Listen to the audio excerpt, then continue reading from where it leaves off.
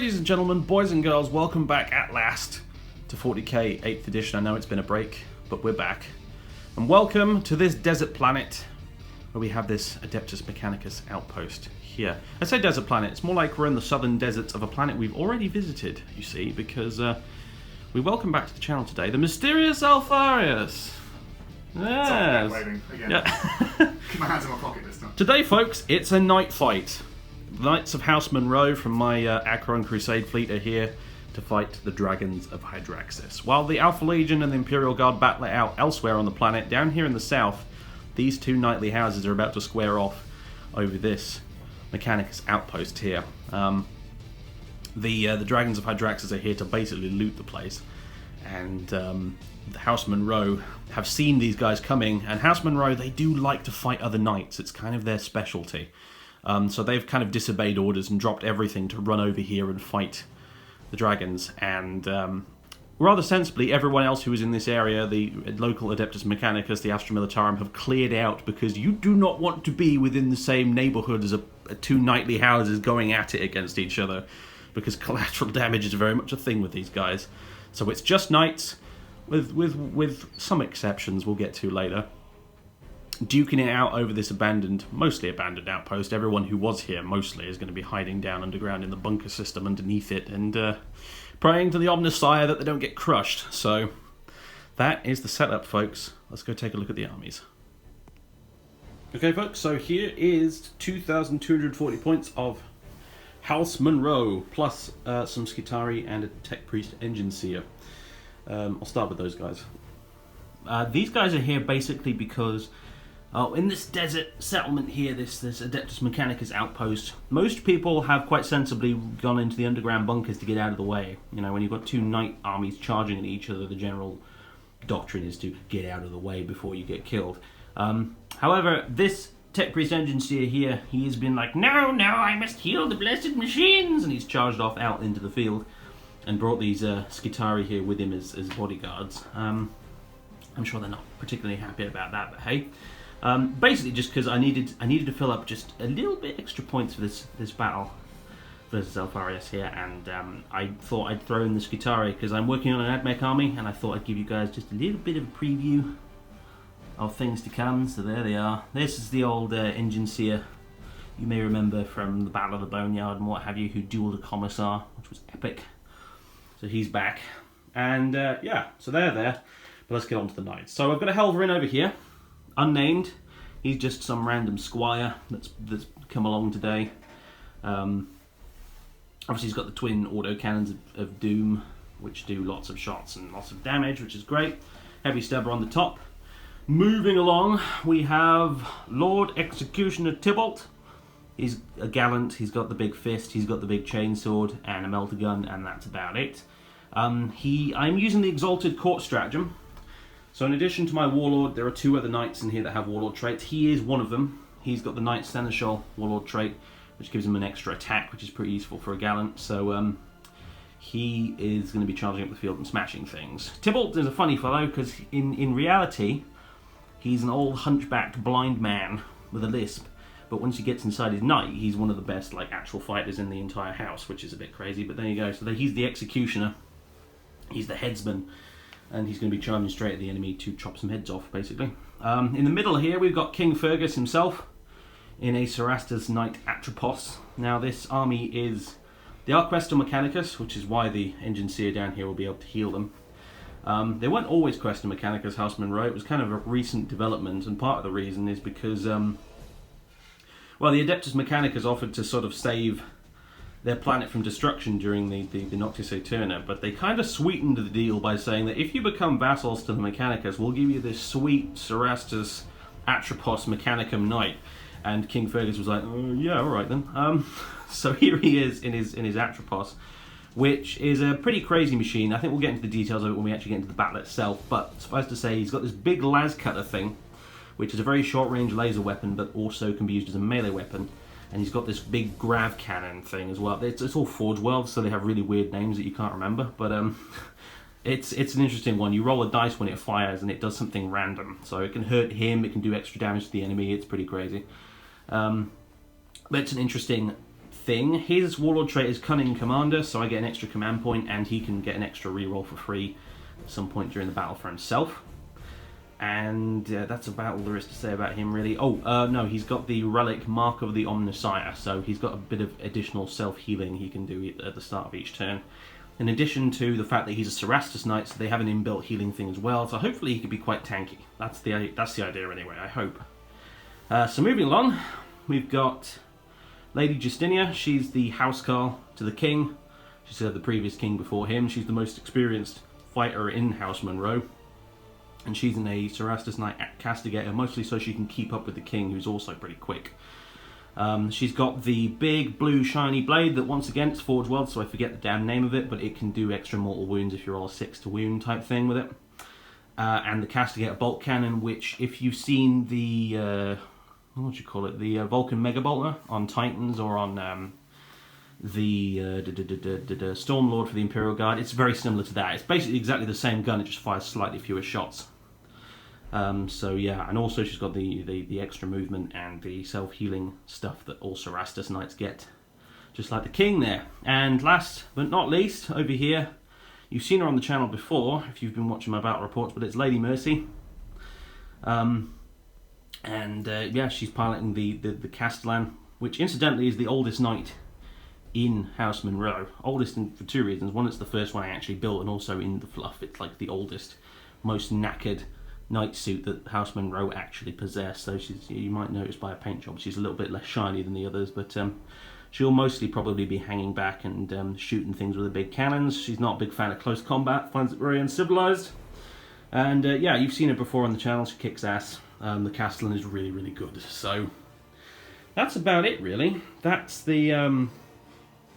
I hesitate to call it an army. It's like a unit of Skitarii and 5 models. But hey, the thing about knights is you got to treat it like you're playing a game of Necromunda or something, or Kill Team. Like give them names, give them personalities and stuff like that, and treat it like you're playing a big skirmish game with huge models, because that's effectively what you're doing. So that's how I've approached this. But yeah, House Munro marches to war. And before I forget, I almost forgot, she's also the other character from the Exalted Court, because I'm spending the 3 command points. Almost forgot. And she's going to have the Ion Bulwark, so she'll have the 4+ involved against shooting. Yes, I'm being that guy. Yes, I'm doing it. It's a knight versus knight battle. I'll take it. Also, the entire house, we're using House Crest rules today. I haven't really decided what rules I'm going to use for these guys going forward. It will be a quest of Mechanicus house, I know that much. But I'm thinking today we'll give House Crass a go. Basically that lets me reroll failed hit rolls when I charge, get charged, or heroically intervene, or if I'm fighting a Titanic unit. So if we get in close combat with the opposing knights, we'll have a bit of an advantage in that respect at least. Plus we'll have the House Crass stratagem to use, which is also quite good, but we'll get to that when we get to it. So there you go, that's House Munro ready to march into battle. Let's go have a look at the Renegades. Behold, heretics, really big ones. Talk us through it, Alfarius. Right, this is the Dragons of Hydraxis. They reign from the Hydraxis system. There are each of them champions of various planets. Well, each champions of various planets of the system of Hydraxis. Each of them celebrated, lauded, great former Imperial knights before the Citrus Maledictum, which separated them all from the Imperium. And then slowly but surely my Alpha Legion Demon Prince, the Ratatoska, this whisperer of demons, slowly manipulated each of them, put them in situations where they slowly but surely fell to chaos, and slowly, one by one, each of them fell to chaos. And as they fell to chaos, they become one with their machine spirits of their suits, and slowly each one sort of started to mutate towards their personalities. So start with this detachment over here. Okay. We've got 3 big boys for 6 command points. We've got the Hound. He will be my warlord. He is essentially the High King, or the former High King. He was called the Hound. He was relentless. He was the hunter. He was sent ahead of everyone else to find the prey target and tackle them down and hold them down once everyone else turned up. Lovely. We've got Maverick, who's the keenest fighter amongst all of them. Wasn't much for guns. No, clearly. Even his chainsword's got an extra spiky bit on it, so he definitely just wanted to get involved and start hacking people to bits. He was a bit crazy in the head. So that's a gallant, and this is a Acheron? Knight Acheron. And then we have Rook, which was the sort of like, he was a bit more of a elder statesman, a bit more mature, sat at the back, sort of a bit more of a book-learned kind of guy, sort of a bit more level-headed, not much from melee, more of a gunny, shooty, much like Lady Mercy across the road over there. Excellent. Then over in this detachment we have Drake, huge pyromaniac. Like he used to. Clearly, yeah. Formerly, he used to only carry a melee weapon, and then once he shed the Imperial oppression, got rid of one of the melee weapons and swapped it for another thermal cannon, his favourite weapon. Oh, I like the inclusion of the ubiquitous blue Space Marine on the front there. I approve. Very well done. Got to have a sacrifice. And then accompanying them are the Talons, which were a twin pair of Squire Knights. They were often used as sort of scouting missions, keeping an eye on the outer perimeters of the planets they were sent to look after.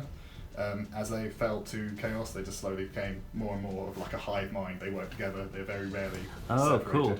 So in terms of upgrades and bits and pieces, Drake's got 2 thermal cannons with the stubber. Yeah, because with the Renegade Knights you can double up the weapons, can't you? So go nuts, which is the reason I haven't gone for normal house, because this guy pretty much like restricts me from going normal house, but he's coming. He's my baby. And the Talons both rock the metal guns along with the thermal spears and the Reaper chain cleavers. Very I think they're nice. called.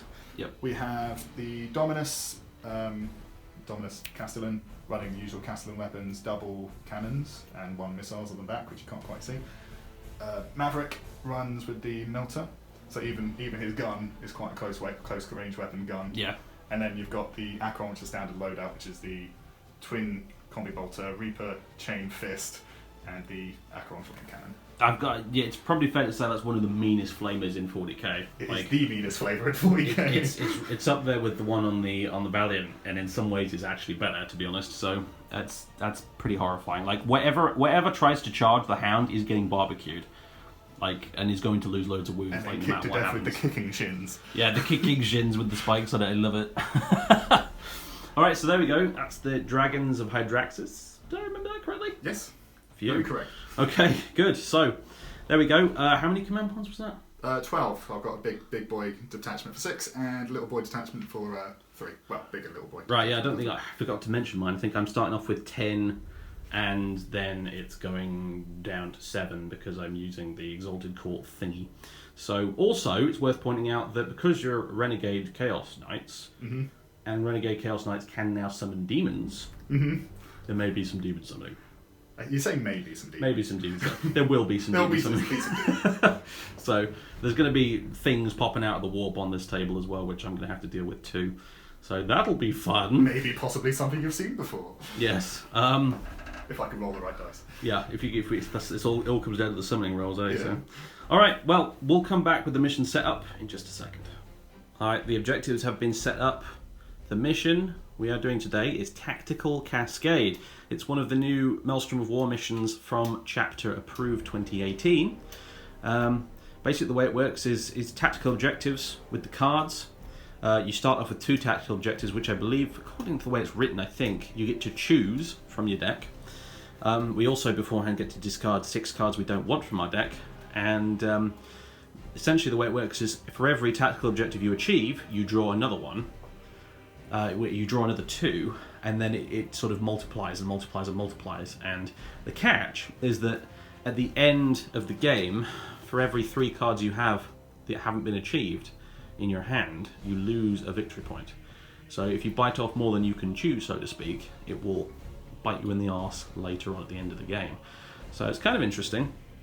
It's almost like a battle of egos, like I can achieve more things, and then at the end of the burden of command, as it calls it in the mission rules, will potentially lose you points, which is interesting. So we've got the 6 objectives here set up. Now, there's no roll-off to go first with the new way the deployment and mission works. Essentially, we rolled off to determine who would determine the deployment type. We're doing hammer and anvil, so each at one of the long ends, the short ends even, of the table.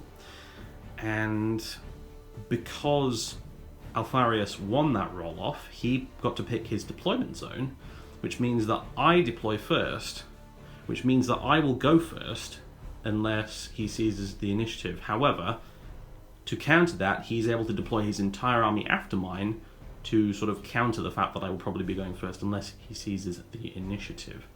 So that's the mission. 6 objectives. We're using the cards. It's tactical cascade.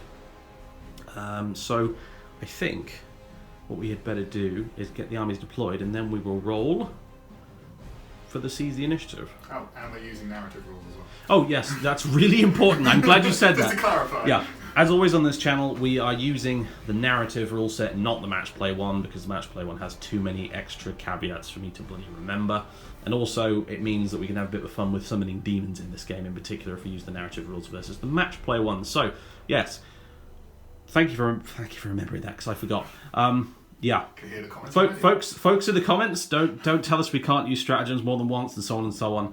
We're playing with the narrative rule set. It's a match play mission, but we are using the narrative rule set because you're allowed to do that if you want. So, okay, with that disclaimer out of the way, we'll go to the deployment. And behold, we are deployed, folks. It looks very impressive. Look at all the knights. It's so cool. I've never done a knight fight before. Which means I'll be diving into the book an awful lot, I'm afraid. But Twin club. yeah, it should be good. So, objectives are done. The armies are deployed. As you can see on this side, House Munro have kind of split up. We've got Justinia over here. We've got King Fergus on the left flank. We've got Tybalt in the middle, ready to charge straight up the centre of the battlefield. And Mercy and the Squire are in the back. And the Tech Priest, Engine Seer, and his Skitari bodyguards have deployed down here to chase King Fergus around and try and heal him a bit. That's the idea anyway. So, and meanwhile over here, we've got the Acheron here on this flank, ready to flame the crap out of anything that comes near him. These 2 symbiotic twins over here, and the other knights up here and in the middle, and then we've got the Castellan on the flank. And there's defensive manoeuvres, this one. Yeah, so you were able to deploy completely knowing what I was doing, essentially, because of the way the missions work now, which I think is actually definitely an improvement in my book. However, now it's time to seize the initiative, because as it stands right now, I will be going first as per the mission rules, unless I've made a chronic mistake misreading it, but I don't think I have. So, there you go. Do you wish to seize, sir? I do, of course, wish to seize. I do like stealing and chaos. Yes, exactly. Alpha Legion especially. That is not seize. No, that's not a seize. That's Alright. very much not a seize. Very well, be House Munro, turn 1, coming up next. Charge!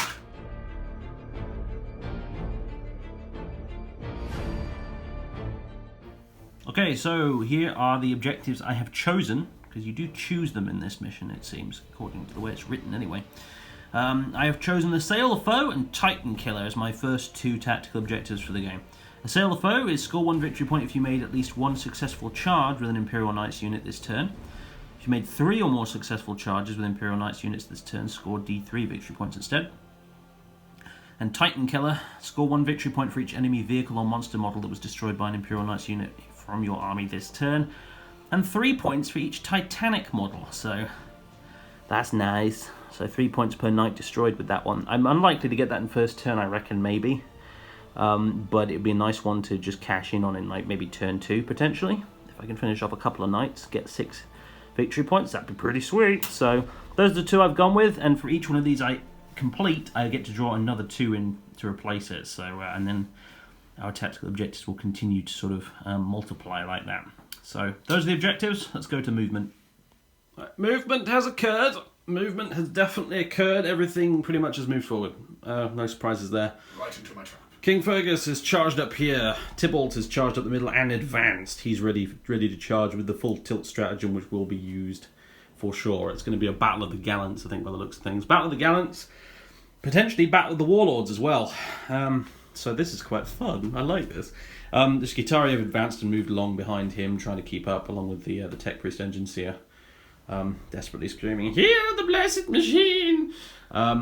Even though he can't really keep up with the Cerastus Knight, not a lot of people can. So over here, Justinia the Castigator has moved up as well, and the little Squire is in tow as well. Probably going to open up fire on those armigers, I reckon, maybe. And Lady Mercy's up in the middle, stomping forth, because she might as well. It's not as if you have a penalty for moving and firing heavy weapons with knights. So she's kind of just stomped forward, still hanging back from the rest of them, but she's got a better firing position now, so that's the movement. It doesn't amount to much, because there's not very many models on the table, even though they're huge. So it'll be shooting next, and I think we shall give King Fergus right of the first shot, I reckon. So I'm going to need to go look up his rules because there's weird Forge World stuff. Alright, King Fergus levels his Grav Singularity Cannon. Yes, that's what it's called. I have to check the book again. Forge World weapon names are weird. His Grav Singularity Cannon. The lad's cut is out of range. It only has a 9-inch range when shooting with it, but of course it is also a melee weapon, so that's fine. The Grav Singularity Cannon is firing at the Acheron over here. What was his name again? The Hound. The Hound, of course, right. How did I forget? Because camera, that's why. Yeah. So I'll be rotating my ion shields. You will be rotating your iron shields. So that's only one command point for the big Cerastus Knights, which is rather amusing. So that's a good use of a command point. So his invuln save is now 4+, yeah? Yes. Cool. Now, with the Grav, I'm just going to call it the big Grav Cannon. The big Grav Cannon, when you fire it, you roll a d6. Okay, so it fires normally. On the roll of a 1, it does a mortal wound to the bearer. On a roll of a 6, it powers up and does double damage. It's ridiculous.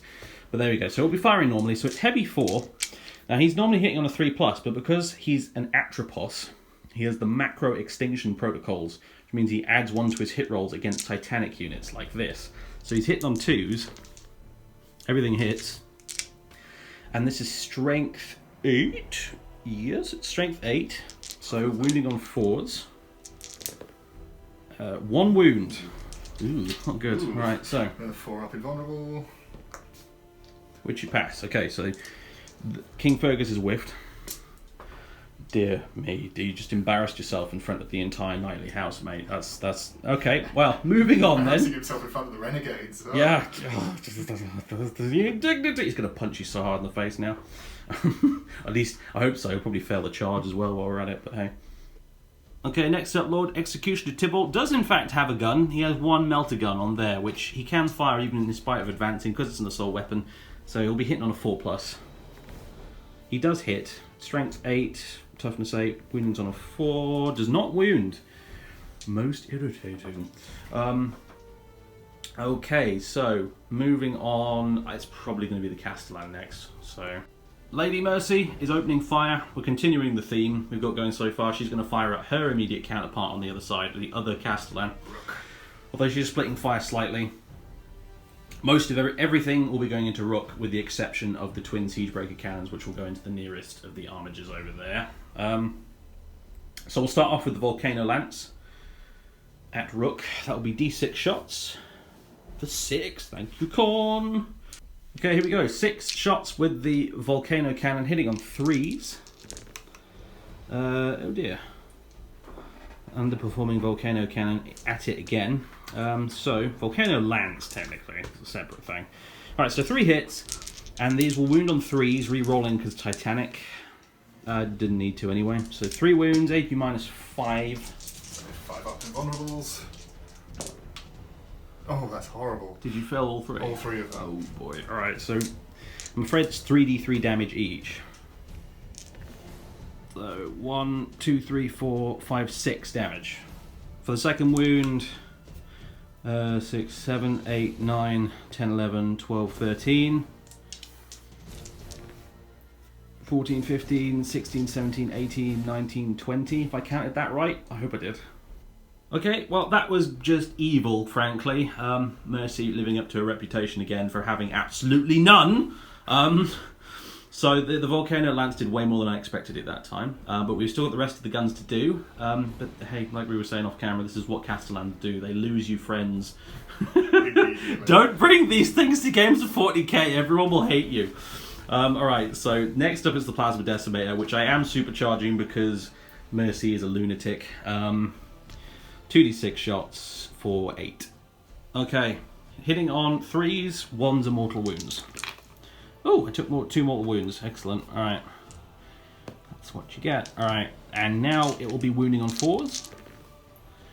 1, 2, 3, 4, 5. AP minus a lot. 5 up again. 5 up invulns, yeah. Save it. Dude. Yeah. Dude! I believe she's dead. He's dead, sorry. It's definitely dead. Alright, does it explode? I think you roll 2 dice for this, don't you? Yeah. It's an explosion per 6. Oh, luckily it just crumpled. Okay, it didn't go kaboom, but yes, Rook has been removed. He's crumpled to the ground. Mercy is completely merciless. Jesus Christ! All right, so okay, Mercy's not in fact done yet. She's still got the twin siege breakers on the closest armiger over there. So 43 shots from those. Oh, okay. 1, 2, 3, 4, 5, 6. Okay, hitting on 3s. No, not bad at all. And then wounding on 4s. Okay, 3 wounds at AP minus, I think it's 2. It's actually a -1 on the siege break cannon, so you got a 4-up save. 3 down. Oh, we saved 1. Ugh, so saving throws have not been good. They've been horrendous. Okay, those are D3 damage each. I keep having to check the book here, guys, so I'm sorry. It's just, Knights is a new thing for me. So that was 2 that got through. Yep. 2d3 for 6. Jeez. Alright, the dice are clearly in only one person's favour at the moment, so... Alright, well that's the siege breakers out of the way. We'll move on to the Castigator. Okay, the Castigator now with the bolt cannon opening up on the same armiger. 14 shots from this thing. Hitting on 3s. Okay. Get rid of that 2. And then wounding on 5s, because it's only strength 6. So that is 1, 2, 3, 4 wounds at minus, I need to check. At -2 with 2 damage each, so... 5 ups. That's better. Okay, so 4 damage down. It's down to the last 2 wounds. Right, and now we've got the Helverin over there, and that'll be my shooting phase done. Okay, the twin armiger autocannons firing at the severely wounded armiger. 2 wounds at AP -1. 2 4-ups. 1 save. Last one failed 1, 3 damage. Dead. Is he gone? Okay. Did they blow up? Assuming they blow up. Roll the Just dice, see if it we'll find does. out. Oh god. Oh, it uh-oh. Okay, well that armiger did explode and did 3 mortal wounds to the other armiger nearby. That's a bit mean. Alright, that's all my shooting done though, so off into the charge phase. I'm going to spend 2 command points for Tybalt here to go full tilt into this one. So let's measure up the charge. Okay, Lord Executioner Tybalt has a 9-inch charge to make. Do you want to overwatch me with your melter gun? I do. Let's try and hit this on a 6. Ooh. Ooh, well done, A well good done. roll! Okay, so wounding on a 4. 4. It wounds. It wounds. Okay, 5 plus invul then. Nope. That's within 12. No, it's not within 6 inches, so d6 damage. D6 damage. Ouch! That hurt. Did a good Alright. roll. Let's see if we can make this charge. Yes, that's just in with a 9. Okay, he's gonna punch you so hard for that. Okay, no other charge is being made, primarily because King Fergus does not want to get himself incinerated by the Acheron there for a 12-inch potential charge. So that's not happening. So that's the charge phase over, into the fight phase. So I'm now using a stratagem, the House Crast stratagem, Controlled Aggression. Use this stratagem at the start of the fight phase, well, in the fight phase before choosing a House Crast unit to fight with. Until the end of the phase, each unmodified hit roll of a 6 made for the unit's attacks scores 2 hits instead of 1, or 3 hits instead of 1 if the target is a Chaos unit, which it just so happens to be. A model cannot be... Focus camera. A model cannot be affected by both the Controlled Aggression stratagem and the Thunderstomp, Death Grip, or Chain Sweep stratagem. So I can't use any of those in addition to this, but I reckon it's worth a pop for 1 command point. Brings me down to 4 left. So yeah, we're going to go barreling in, and Tybalt, I think he's going to use the Thunderstrike Gauntlet, so he's going to use the Fist. And because he's House Crast, he can re-roll failed hit rolls because he charged and because he's fighting a Titanic unit. So he'll be re-rolling the 1s and hitting on 3s, basically. Okay, Gallants have 5 attacks base, but he's got 6 because he's got the Knight Seneschal Warlord trait. So 6 attacks, hitting on 3s, re-rolling any 1s. A pair of 1s then. Alright, so 5 hits, and he's using the Thunderstrike Gauntlet, so this will be wounding on 2s because it's strength times 2. Ah yes, everything wounds. Alright, so 1, 2, 3, 4, 5. No save, I don't think. You get, well, yeah, that's the thing. You don't get your invuln in close combat, do you, with knights? So that is 6 damage each. That's a lot. Also, I rolled some 6s there. Did I roll any 6s to hit? Because I played the stratagem and then immediately forgot it in true cameraman fashion. So hold on. Okay, so actually there was a 6 rolled with the hit roll, so luckily I called it in time-ish. So that scores another 2 hits against the Chaos Titanic unit, so yeah, this is also wounding on 2s. Right, so 1 more wound in there as well. So that is 6 damage a pop. 6. 36. Okay. Ooh, okay. Right. Yeah. He's quite dead. Tybalt was pretty angry there. All right. Does he do an explode? He doesn't do. Doesn't explode. Is it 5 or 6 on explode? I think it should be a 6. And that is the rather significant hole left behind. The Dragons of Hydraxis have 3 knights left on the table. That is 2.5. 2.5. Yeah. That incidentally is the end of House Munro turn 1, and yeah, okay, right, interesting. Didn't expect that, I have to admit. Let's go look at the cards. Okay, that was a really good round, objectives-wise. We got Assail the Foe, 1 victory point for that, and Titan Killer, oh boy. So we got 1 victory point for killing a vehicle or monster in the form of the Armiger. And I killed 2 Titanic Knights this turn as well, so I get 3 points for each of those, giving me 7 in total, 8 for Assail the Foe. I get 8 victory points in the bag on turn 1. That's kind of brutal. Okay, over to the Renegade's turn now. Let's see what happens.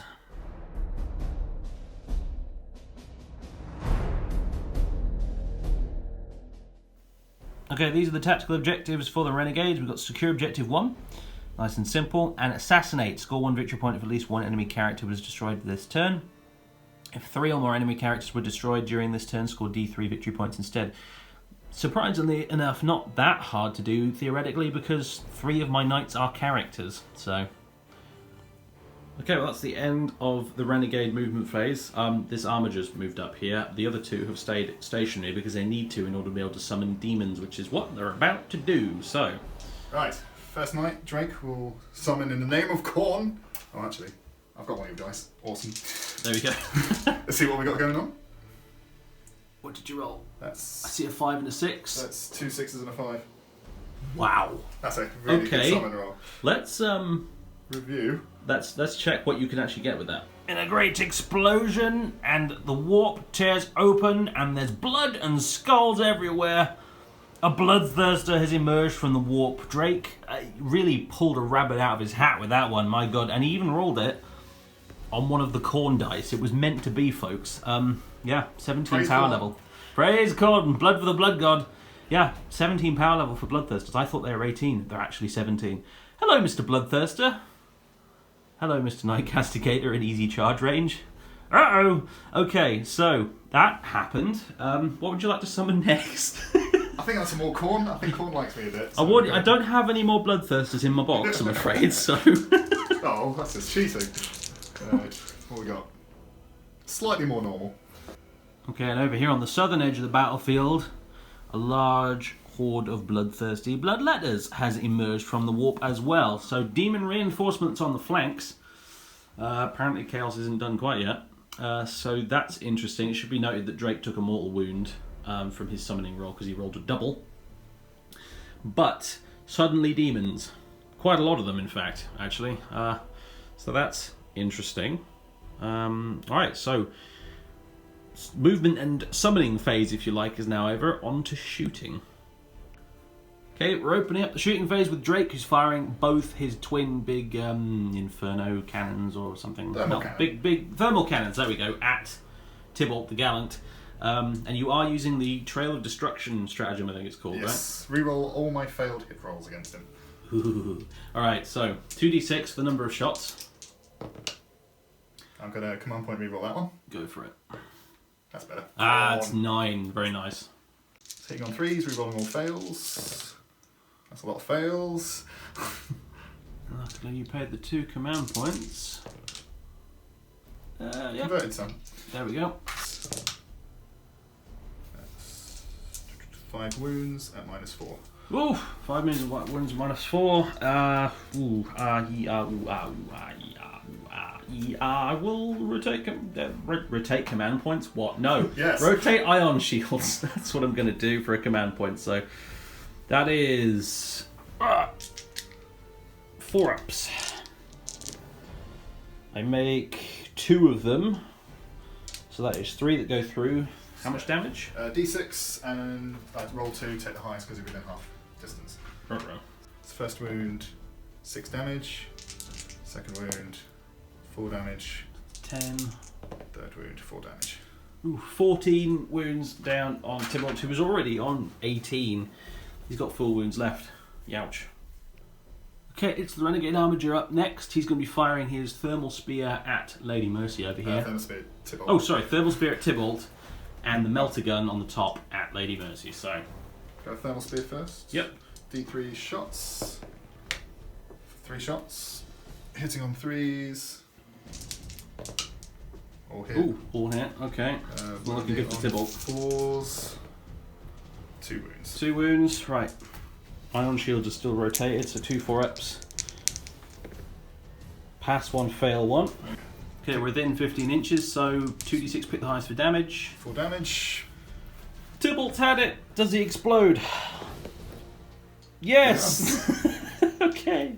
Okay, when Tybalt goes kaboom, you roll 2d6 inches, and that's how big the explosion is, and everything caught within it, in this case 6 inches, takes d6 mortal wounds.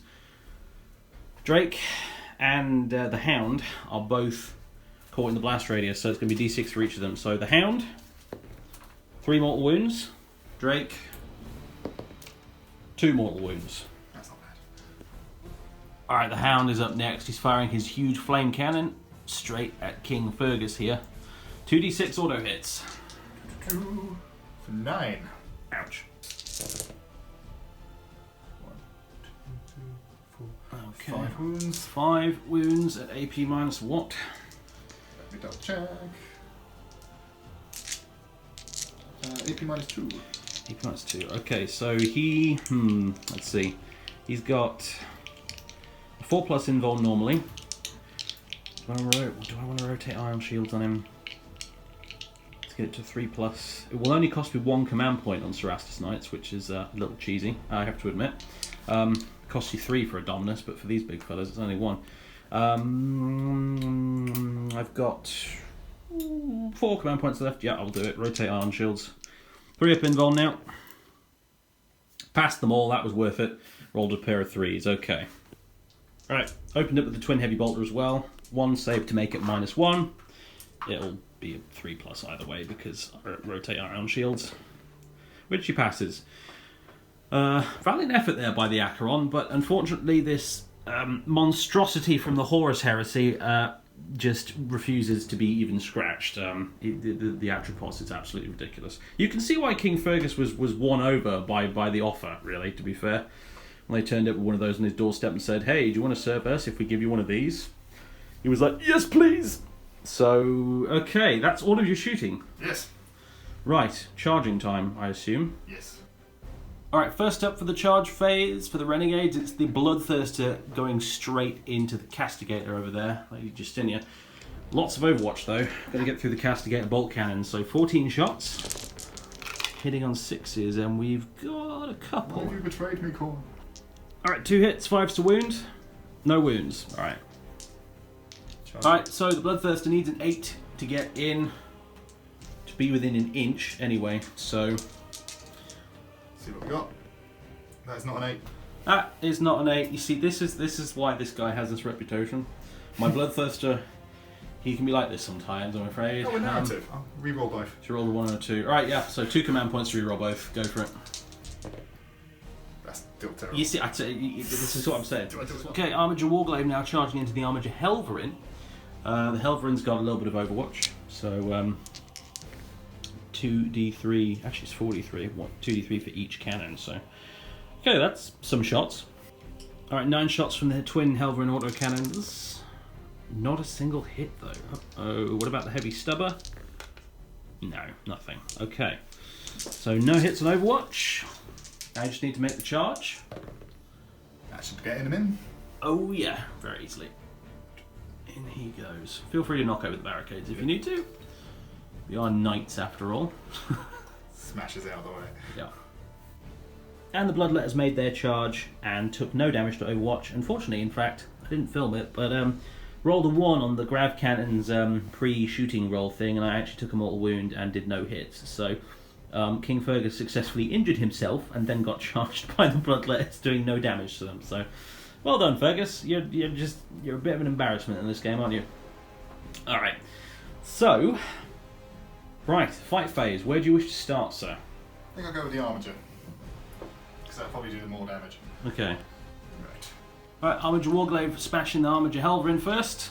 Be using a strike with the Armiger, the Reaper Chain Cleaver, so that's 4 attacks hitting on 3s. 3 hit, wounding on 2s. Strength 14 versus toughness 7. Or 3 wound. Alright. And then that's minus 3. 3 damage. Alright, 3 6-up saves then. I make none of them. That's 9 wounds. Ouch! Okay, so Bloodletters have piled in. I had the option to interrupt combat. I elected not to because I decided that it might be better if I was to save the command points for rotating iron shields on this guy in close combat if he needs to, which he can do. It will improve his close combat and vulnerable save to a 4+. And also, I'd like to use the House Craft stratagem again, potentially. So I'm going to save those command points, I won't interrupt, and the Bloodletters are going to now hit me. Hit old King Fergus here with 26 attacks, hitting on 2s.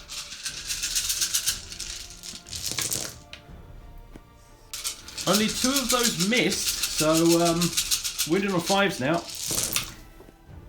Okay, so that is 5 wounds and 3 6s rolled as well, and the 6s with Bloodletters do 2 damage. So, yeah, I'm going to rotate Iron Shields in close combat, which he can do, I've checked this. I'll do these separately, shall I? I'll do the 3 6s and then the other 2. So 4 up invulns. These do 2 damage each if I fail them. Oh dear, failed 2, so that's 4 damage down already. And then the other 2 failed another 1. So that is 5 damage down on King Fergus. Okay, that's all the chaos fights in the fight phase done. So now we go over to my guys. I'm going to start with King Fergus, and I am going to use controlled aggression. So hit rolls of a 6 do 3 hits against chaos units. So I'm going to combine that with his stomping titanic feet, and hopefully I can squish lots of Bloodletters. At least that's the idea. Okay, so this is going to be 12 attacks. He has 4 base attacks, but titanic feet do 3 attack rolls basically per attack. So 12 incoming, hitting on 3s, and 6. There we go. 6s do 3 hits instead of 1. Okay, well, thanks to the House Craft stratagem, that was 17 hits out of 12. Very nice. Wounding on 2s now. Alright, before we go any further, you can delete your comments now. I caught it. He's House Craft, so he gets to reroll failed hit rolls when he's charged. Or when he does charge, or heroic intervene, or whatever. So he actually only failed 1 hit roll, so we'll reroll that. It's a 4. So that's another 1, and it wins on a 2. Okay, so we'll add that to the pile. Okay, 16 5-up demon saves. Let's do it. Let's go. Well, that was a hefty 10 Bloodletters squished under the titanic feet of King Fergus. That's going to cause them morale problems for sure. So, moving on back over here to the Armigers, the Helverin will, I don't know, try and wiggle his guns at you a bit. He doesn't really have much in the way of close combat attacks, but we'll give it a bash anyway. And to nobody's surprise, the Helverin whiffed spectacularly. The Armiger passed all of his saves, so... Okay, that ends the fight phase. Morale now for the Bloodletters. So, they would normally, because of the icon, they would normally lose 3 automatically, then d6, but because of the icon, if I roll a 6, is it 6? I get 1 back. It's either a 6 or a 1, I forget. I can't remember, hold on. It's a 1, it's a 1. Okay, so if you roll a 1, reality blinks and you'll get more Bloodletters back. But anything else and you're going to lose them. It's a 2. It's a 2, so I've lost 5. Another 5. Bloodletters blink back into the warp as their connection to reality starts to fail and destabilise a bit, I think. Alright, that's the end of the Renegade's turn. That's for objectives scored. Didn't get secure objective 1. Wasn't able to move anyone close enough to it, what with most of the army having to stay still in order to summon demons. And it was worth it, because you got a bloodthirster out of it, so... And you did get Assassinate, because Lord Executioner Tybalt has exploded magnificently. So you got a point. So it's 8-1 for the Imperial Knights. Unfortunately, but maybe things will change. If you keep summoning more bloodthirsters and things, it might well do. So, okay. Alright, over to Imperial Knights. House Munro, turn 2.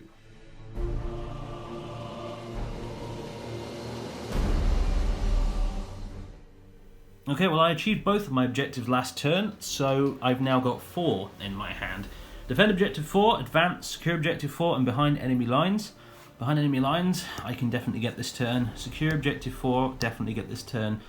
I can't get Secure 4 and Advance, because 4 is in my deployment zone. And that requires me to get everyone out of the deployment zone, which is a bit of a pain, but I can also get Defend Objective 4 as well, so that's a nice little combo. So, yeah, I'm going to go for 4 and ignore Advance for now, and I'll probably get Behind Enemy Lines as well. So. This is how things look at the end of House Munro's turn 2 movement phase. The Skitarii have moved up here. The engine seer is determined to keep following King Fergus around, even though he can't possibly keep up. But that's what he'd do, so that's what they're doing. They'll move up here, and hopefully they can mop up the remaining demons with their galvanic rifles and stuff, which would be nice. King Fergus, at the start of his turn, with his blessed auto-simulacra that the Sorcerer's Knights come with, he regained a wound. And with the Mark of the Omnissiah relic, he regained another wound. So he's back up to 23 wounds. Meanwhile, well, he stomped over the top of the Bloodletters, because he's allowed to do that, and he's ended up here. Probably going to try and charge the Hound. Probably going to get barbecued for his efforts. Meanwhile, up at this end, Lady Justinia, the Castigator, has moved up here. She's going to engage in single combat with the Bloodthirster. So that's going to be an interesting fight. And the Helverin has fallen back 7 inches out of combat. He's very damaged, so he only moves 7 now. And he won't be firing, because he doesn't have the big Titanic rules that the other big knights have for falling back and shooting and charging and what have you. And Lady Mercy has taken a couple of steps back so that she can cap Objective 4. So there's my movement. We'll be going on to the shooting next. And I think I'll open with the Skitarii Rangers dealing with these Bloodletters. And the Ranger's aim was true. The remaining Bloodletters were cut down in a volley of galvanic rifle fire. Alright, so with that out of the way, I think we'll move over to Fergus, who, for once in his life, hopefully won't embarrass everybody. Alright, Fergus, let's do this. It's Warlord versus Warlord, Battle of Kings. He is going to start with the Lascutter, which he is now finally in range with. It is 1 shot. It will hit on a 2 because he's targeting a Titanic unit, and he has a special rule. Macro Extinction Protocols, so it does hit. It is Strength, a whole hell of a lot. Strength 12, so it will still only wound on 3s actually, but yeah. Damn it. Fergus! Get it together, man, come on. Alright, so now it's the Grav Cannon, so I'll roll a dice to see if it does anything weird. It does. The Machine Spirit is not very happy today, so he loses another mortal wound. And now the cannon fires normally. Okay, 4 shots now with the Graviton Singularity Cannon. I think I might have rolled 6 for this when I shot it last time. Luckily it didn't do anything, and hopefully I managed to put an annotation in the video. But if I didn't, sorry everybody. Right, so 4 shots. We're still learning this. It's the first time we're both using our knights like this, so there's been so much book diving in between shots here. Right, 4 shots. Hitting on 2s.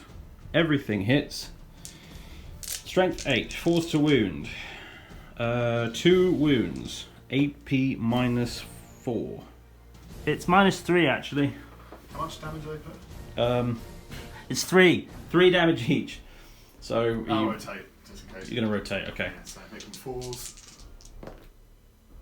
Okay, But one of them. failed one of them, and that's 3 damage. Cool. Okay, so Justinia, the Castigator, she opened fire with a bolt cannon straight into the face of the Bloodthirster. Bloodthirster's got 3 5-up demon saves to make. Makes Passed none of them, so that's 2 damage each. So 6 wounds down on the Bloodthirster. Okay, so it's Lady Mercy next, the Knight Castellan. She's splitting her fire as follows. All of her twin multi-guns are going into this armature here, along with the twin Siegebreaker cannons and the missiles. The Volcano Lance and the Plasma Decimator are going into Drake over there. I was thinking about shooting at the Hound, but then I figured King Fergus would probably be like, "No, he's mine, go shoot at someone else. I wish to take him in single combat." So that's what's going to happen. This could be absolutely devastating, so a lot hinges on these dice rolls here. Okay, Volcano Lance at Drake first, d6 shots. Ah! See, that's what I was expecting to do the first time around. Alright.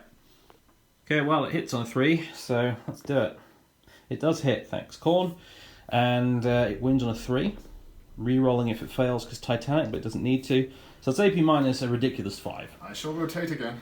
Very well. So you have 1 4 invuln to make. 50-50 chance here. Don't want to jinx it, but... You failed. Alright. So that'll be 3d3 damage. 3, 6, 7 wounds, I'm afraid, sir. 14 left. Right. He could survive, maybe. Every time I say that, though, I seem to jinx people. Be horrifically crippled when it happens. Yes. Okay, well, Plasma next. 2d6 shots. I'll overcharge it again because I'm a lunatic. And drop dice. Do not count. 5, 6, 7 shots. Alright, hitting on 3s. 1s is mortal wounds to myself. No 1s this time. 1, 2, 3, 4, 5 hits. Wounding on 4s. 1, 2, 3 wounds. 3 4-up invulns for you, sir. That's better. Passed all 3. Very well done. Alright. Missile next. Okay, shield breaker missile now. It's the final one. So I'm just going to pop the missiles off the top there as a reminder. And this is 1 shot. Hits on a 3. It does hit. It's strength 10, so wounds on a 3. It does wound. AP minus a lot, so 4-up invuln. Which... Can you see it? It's a 3. Yeah, okay. So failed that. That is going to be d6 damage. For 2. I'll live. And then it's the Melters and Twin Siegebreakers at the Armature.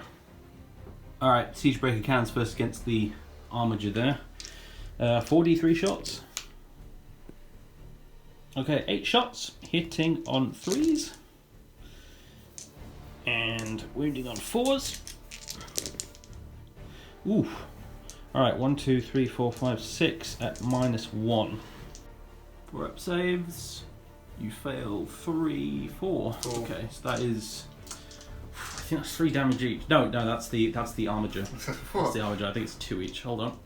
I tell a lie both times. It's d3. So 3d3. 3, 4, 5, 6. So 6 damage down, and now it's the twin melter guns. So I'll do them all at the same time. 4 hitting on 3s. 3 hits. Strength 8 wounding on 3s. 2 wounds and AP minus 4. So 5 up naturally. Do I use my last command point on a rotate? Yeah, I do. Okay. So it's rotating, and then it's going to be 2 4-ups. Are you? Please. That's always the way. It's always the way. Yep. Okay. Accept your fate. 2d6 damage. 5, 6. Dead he straight away. is dead. Does he go kaboom? He can go kaboom, but I don't think it's relevant. But we'll see if he goes kaboom. No, he does go kaboom anyway. Alright. Okay, Armature removed. Drake's still in play though. I was thinking I might have been able to knock him out in one go, but the Volcano Cannon whiffed, as it so often does. Does it? Really? Yeah, well, that's the first and only time I rolled a 6 with it earlier, was when I deleted your other night. So, but yes, right, so Drake's still in play. That's the end of all of the shooting. Off into the charge phase now, and I think I have a suspicion of where we're going to start. Okay, Fergus is charging the Hound. The Hound has opened fire with his flame cannon. He's got 8 auto hits. That's a little eye-watering. So, 8 auto hits, wounding on 5. So. That's alright. That's not bad at all. 4. 4. -2, I think. And I'm going to use my last command point on this, rotating my ion shields. No, I'd rather do it in close combat, quite frankly. So, yeah, 4 ups. Okay. It would have helped me if I'd done it, but no. Okay, so I failed 3. It's 3 damage each. Holy crap. That I didn't know it did 3 damage each. Oh my goodness. Alright. Alright. Fergus is down to 12 wounds because off screen we didn't film it because didn't think it would happen, but it did. The twin heavy bolt planked a wound off him as well. So, ouch. That hurt a lot. Can we make the charge at least? Yes, yeah, very definitely. Yeah. In we go. Bosh. Alright. So. Ooh, that's going to be interesting. Okay, so in the meantime, elsewhere, we've got the Castigator charging the Bloodthirster, who does have his whip to overwatch with, so, D3 shots of whip? Yes. For 1. D shot of whip? Was he hit on 3s? It'll be, a 6 because it's overwatch, yeah. Oh, wow, okay. What do we roll? 6. You're joking. Okay, right, good. 20 on a 5. Okay, -3, did you say? -3. Alright, right, 5 up, invuln. No. D3 damage. D3 damage. 4. Oh, okay. That sounds better. That's a bit closer to reality. And unsurprisingly, oh look, yes, we've made the charge. Excellent. Thank you. Alright, Lady Justinia, veteran of 100 battles, is engaging this Bloodthirster with the big Tempest Warblade. That's what this thing is called. Now, I have to admit, from when you look at the Math Hammer side of things, it might be wise to use the Titanic Feet instead, but I don't care. The sword is cool! We're using the sword. 4 attacks. These will hit on 3s. I rolled 2 2s. No! Alright, so 2 hits. Now, this will wound on 2s, because it's strength 14 with the Warblade. And 6s will do D3 mortal wounds, because it's a monster. Okay, well, no 6s, but we do get 2 wounds. 2 5-ups. 18 minus, a heck of a lot. Demon saves. Ooh. Nope. And that is 5 damage each, my friend. So that is 10 dead? Wounds. Is he? Yep, he's dead. Okay. I don't think Bloodthirsters explode. I'll let you just show it. Let's have a look. Well, apparently Justinia eats Bloodthirsters for breakfast. He's gone. And she's going to move, well, consolidate 3 inches that way. A little bit closer towards Drake there. And now we go to the main event, the king fight over on the other end of the table. Alright, the duel beginneth. We're starting with 4 attacks using the Lascutter in its melee form. So these will be hitting on 4s because of my reduced profile. However, because his house crashed and because of the rules for the Lascutter, he'll be re-rolling all failed hits. Incidentally, I forgot that the Castigator was house crashed as well, so I probably should have re-rolled my hit rolls against Bloodthirster, but he died anyway, so it doesn't really matter. So yeah, here we go. Hitting on 4s, re-rolling. Yep, re-rolling. Oh boy, okay, 4 hits. That's what I wanted. So this is strength 14, so this will wound on 3s, re-rolling again because of the Lascutter's rules. So 1... Okay, 4 wounds, AP minus 4. No save. No save, because you don't get an invuln in close combat like I do. And that is 6 damage each. So 6, 12, 24 wounds. Dead, yeah. Is he completely dead? He's dead, yeah. Holy crap. Okay, does he explode? Let's find out. What does he explode on?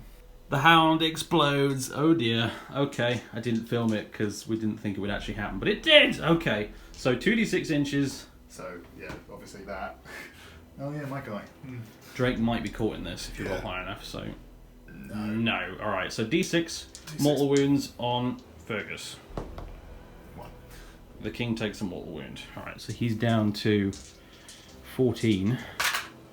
Yeah, correction, he's down to 11. It was on 12, it got knocked. Thanks for spotting that, because I would have been kicking myself on the editing afterwards if I hadn't. If you hadn't. Alright, so now he's gone, so no fighting back from that. That concludes the turn, pretty much. No morale to do. Let's have a look at what objectives I scored, if any. Right, so of my objectives I scored behind enemy lines for 1 victory point. I only have 2 within the enemy deployment zone, not 3. So, and I secured objective 4, so that's another point. That puts me up to 10 victory points in total, to the Renegade's 1. Sadly, it's not a very close game, is it? It's got to be said. But hey, I'll have another pile of objectives next turn if we go to next turn. And that could actually cause me problems because of the burden of command rule in this mission. So, but anyway, 10 victory points in the bag. Now over to the Renegades.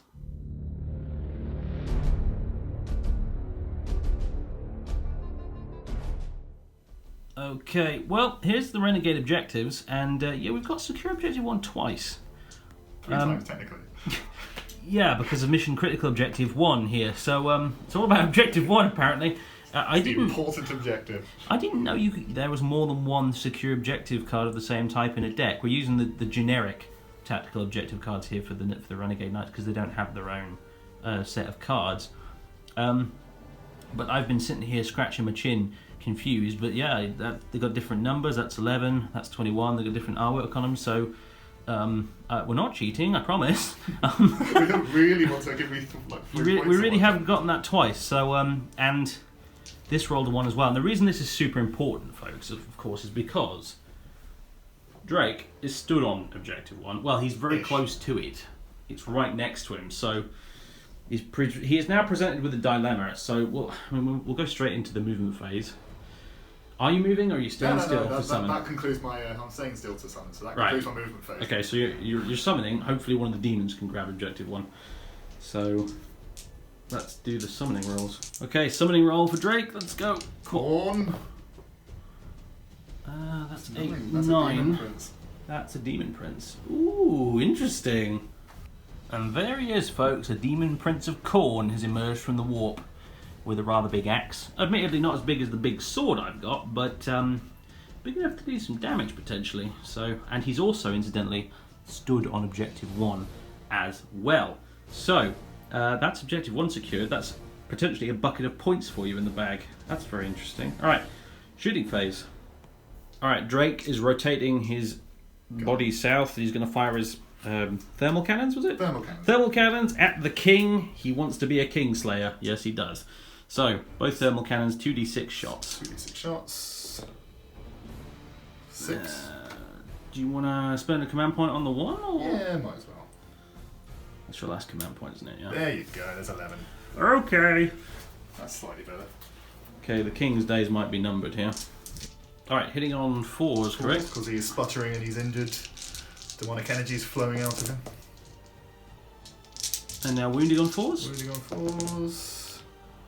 Okay. 3 wounds. 3 wounds. So -4. Alright.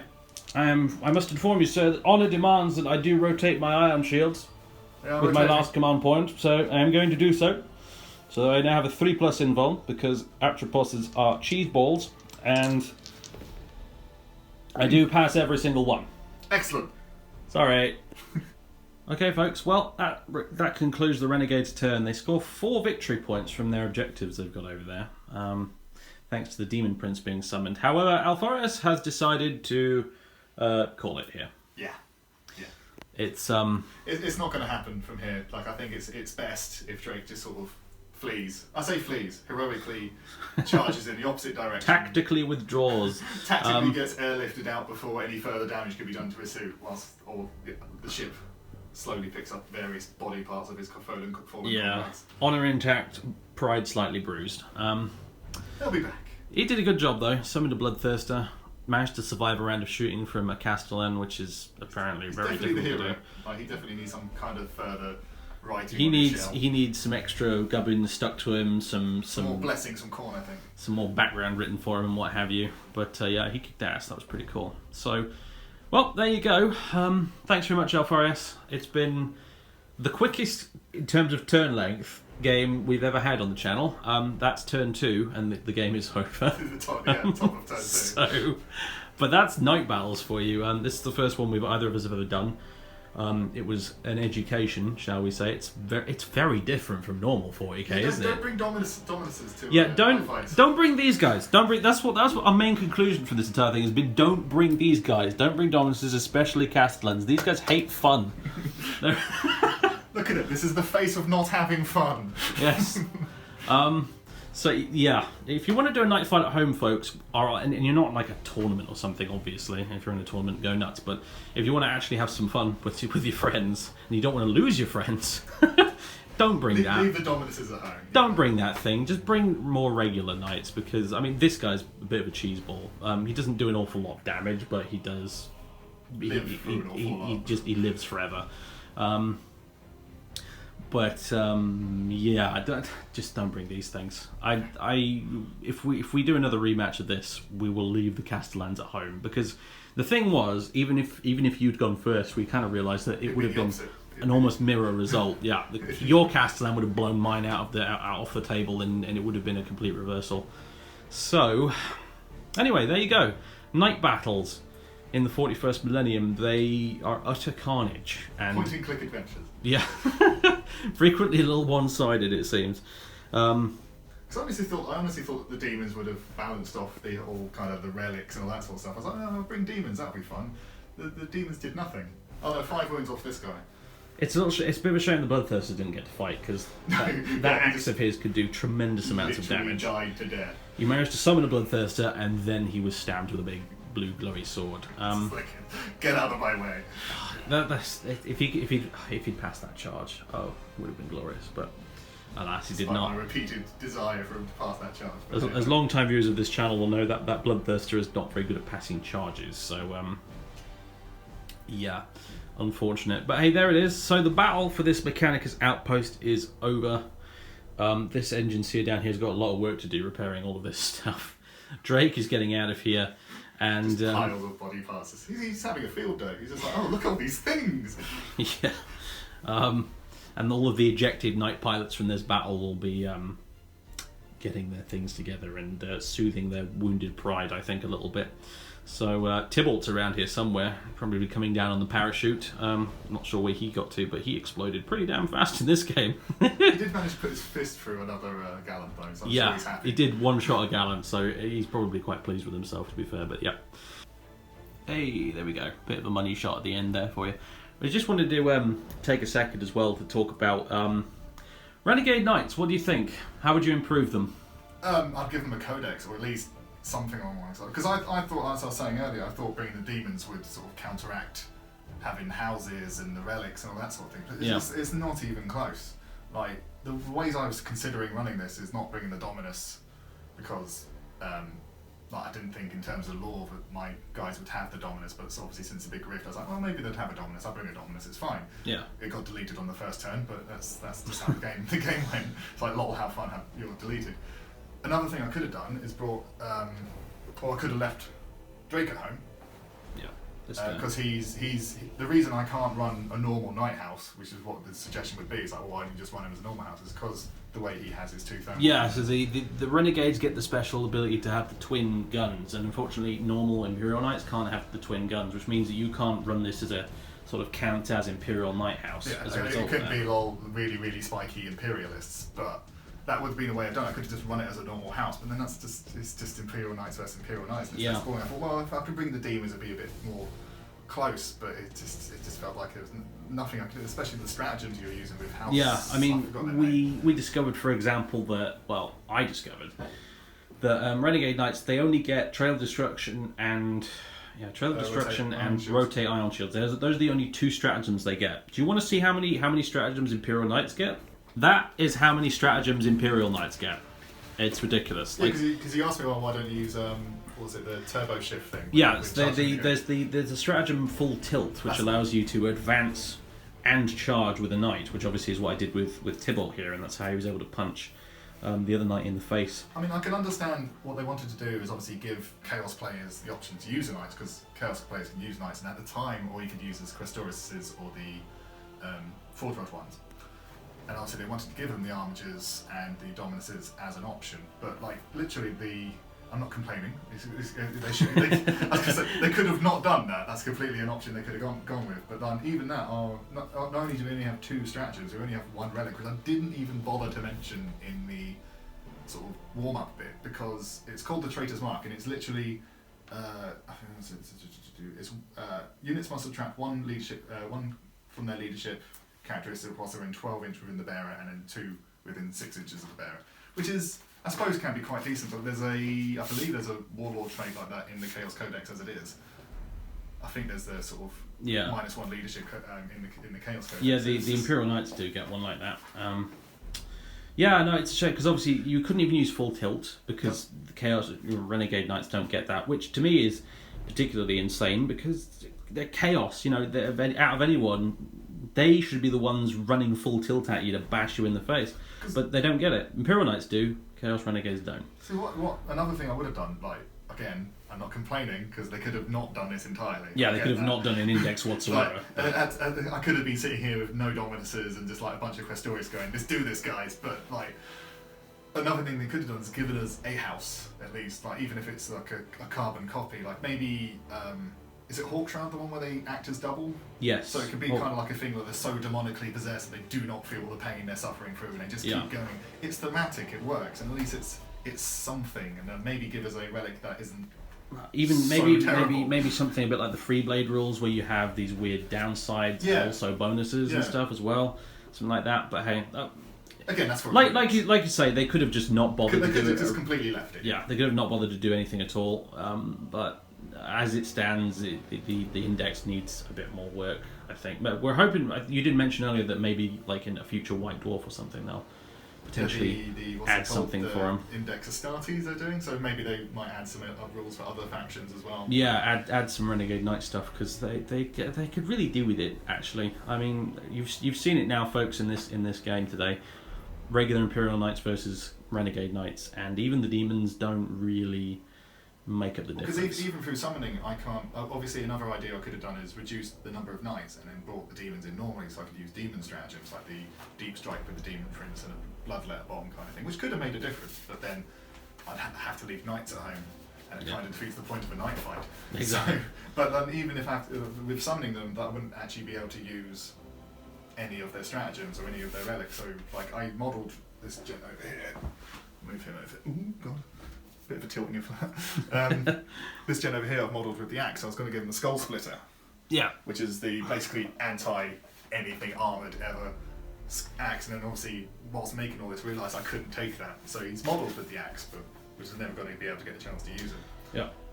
So yeah, basically in summary, Renegade Knights could use a little bit of work, even if it's just a points drop to compensate for the fact that they don't have access to all this other stuff.